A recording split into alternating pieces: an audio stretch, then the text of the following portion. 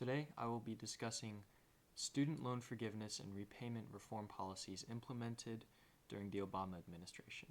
These policies attempted to address the growing problems of student debt in the United States by expanding repayment assistance programs and increasing access to loan forgiveness opportunities.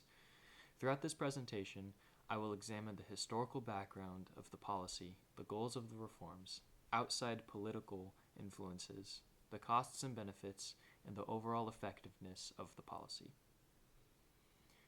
To understand why these policies were created, it's important to look at the historical context surrounding higher education in the United States. Over several decades, the cost of attending college increased dramatically. According to research from the College Board, tuition and fees rose much faster than average household income, making higher education increasingly difficult to afford for many Americans. By the late 2000s, student loan debt had become a major national issue. Millions of graduates were leaving college with large amounts of debt that often took decades to repay. The financial crisis of 2008 worsened the situation because unemployment increased and many recent graduates struggled to find stable jobs. Policymakers during the Obama administration argued that the existing student loan system paid too much financial pressure on middle and lower income Americans, and that reform was necessary to improve economic opportunity.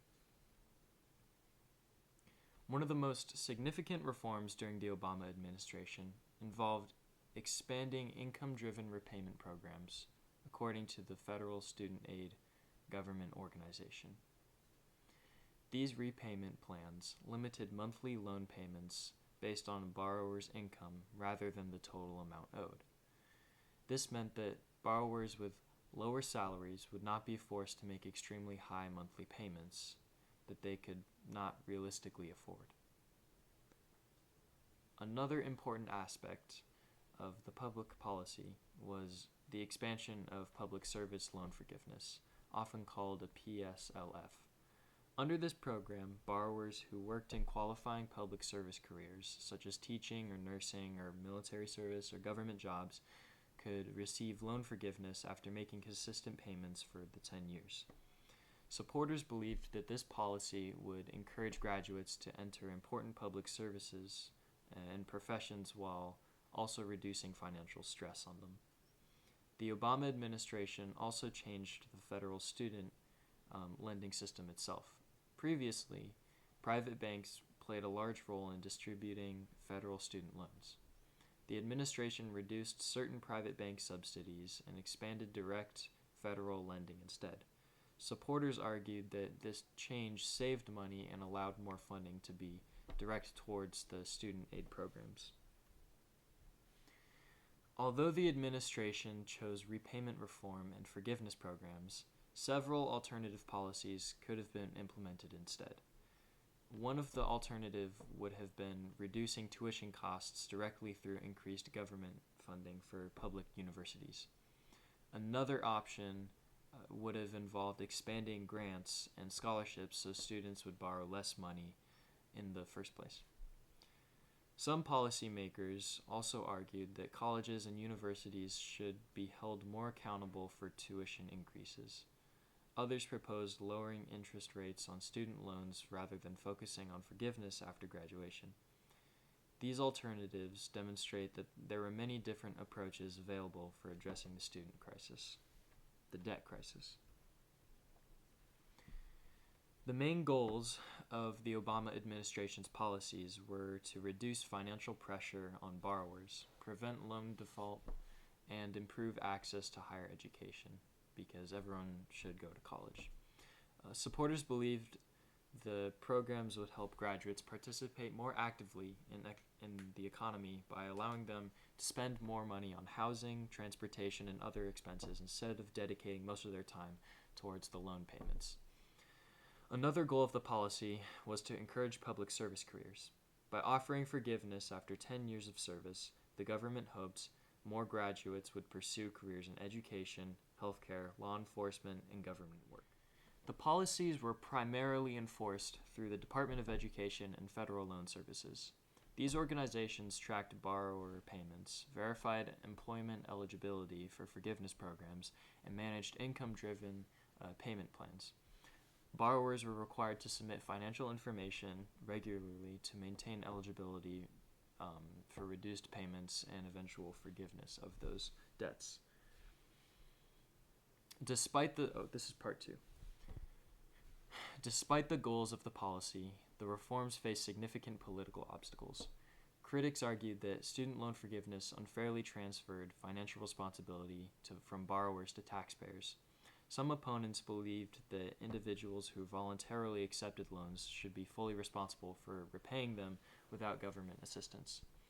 Other critics argued that forgiveness programs failed to address the real cause of the problem, which was rapidly increasing college tuition. Some lawmakers believed the government should focus more on reducing education costs instead of forgiveness debt after students had already borrowed money. Political disagreement strongly influenced both the creation and implementation of the policy. Because education policy is highly political, compromise was necessary in order to pass reforms. As a result, some programs became extremely complicated and difficult for borrowers to navigate. Public opinion regarding student loan forgiveness was deeply divided. Younger Americans and many graduates generally supported repayment reform programs because they personally experienced the financial burden of all that student debt. However, taxpayers opposed the policies because they believed that forgiveness was unfair to individuals who had already repaid their loans and or never attended college. Media coverage played a major role in shaping public perception of the policy. News organizations frequently highlighted stories of borrowers struggling with large debt payments, which increased public sympathy for the reform efforts. At the same time, critics used media platforms to argue that the policies were financially irresponsible and would increase government spending just through the news. And interest groups also influenced the development and implementation of the policy. Education organizations or labor unions and student advocacy groups generally supported repayment reform and forgiveness programs. In contrast, certain conservative organizations and taxpayer advocacy groups opposed expanding federal involvement in the student lending for the previous reasons. This is part 3. The policy involved both monetary and non-monetary costs. Monetary costs included billions of dollars in federal spending related to repayment assistance and forgiven loan balances. Critics argued that taxpayers would ultimately absorb many of these costs through government spending. Non-monetary costs included concerns about the fairness and personal responsibilities. Some critics worried that forgiveness programs could encourage future borrowers to take on excessive debt because they expected government assistance later. Others argued that colleges would have less incentive to control tuition costs if students had access to expanded repayment support. However, supporters believed that the benefits outweighed the costs. One major benefit was increased financial stability for borrowers. By lowering monthly payments, income-driven repayment programs reduced the risk of loan default and allowed borrowers greater flexibility in managing their finances. The policies also produced important non-monetary benefits. Many borrowers reduced stress and greater economic security. Public service loan forgiveness encouraged graduates to pursue careers in lower-paying public services fields that are still essential to society. Another important aspect of evaluating the policies involves distinguishing between perceived costs and actual costs. Some critics predicted that the repayment reform and forgiveness programs would severely damage the economy for completely eliminate personal responsibility among borrowers. In reality, the effects were more gradual and limited than many other people expected. At the same time, some supporters believed the policies would completely solve the student debt crisis. However, although repayment assistance helped many borrowers, tuition prices continued rising in many parts of the country. This demonstrated that forgiveness programs alone could not fully address the broader structural issues affecting higher education affordability. This is part 4. Overall, the effectiveness of the policy remains debated. On one hand, the programs expanded access to repayment assistance and created opportunities for loan forgiveness that previously did not exist for many borrowers. Millions of Americans benefited from the lower monthly payments and increased financial flexibility. On the other hand, some programs, especially public service loan forgiveness, became known for administrative complexity and confusing eligibility requirements for incoming students. Many borrowers struggled to understand the rules, and some applicants were denied forgiveness after years of payments because of technical errors or paperwork problems. The policy also produced several unintended consequences. One unintended effect was increased political polarization surrounding higher education policy and government spending. Student debt became a major national political issue that continued influencing elections and public debate long after the Obama administration ended.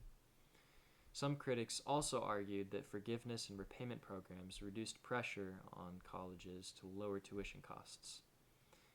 If students expected long-term repayment assistance, universities may have faced less incentive to reduce the overall expenses. Looking toward the future, policymakers continue debating possible reforms. Some proposed reforms including simplifying repayment systems, increasing transparency for borrowers, lowering interest rates, and focusing more directly on reducing tuition costs of colleges and universities. Others support expanding grant programs so students rely less on loans altogether. Additional reforms could also improve financial literacy education so students better understand borrowing before taking on debt. In conclusion, the Obama administration's student loan forgiveness and repayment reform policies presented a major shift in federal education policy. The programs attempted to reduce financial pressure on borrowers, expand access to higher education, and encourage public service careers. Although the policies remained very controversial and imperfect, they significantly influenced the national conversation of the student debt, economic opportunity, and the role of government in higher education. Ultimately, the debate surrounding student loan forgiveness demonstrates the difficulty of balancing economic fairness, government spending, and educational access within the American public policy. Thank you. This is the works side for the images and everything else.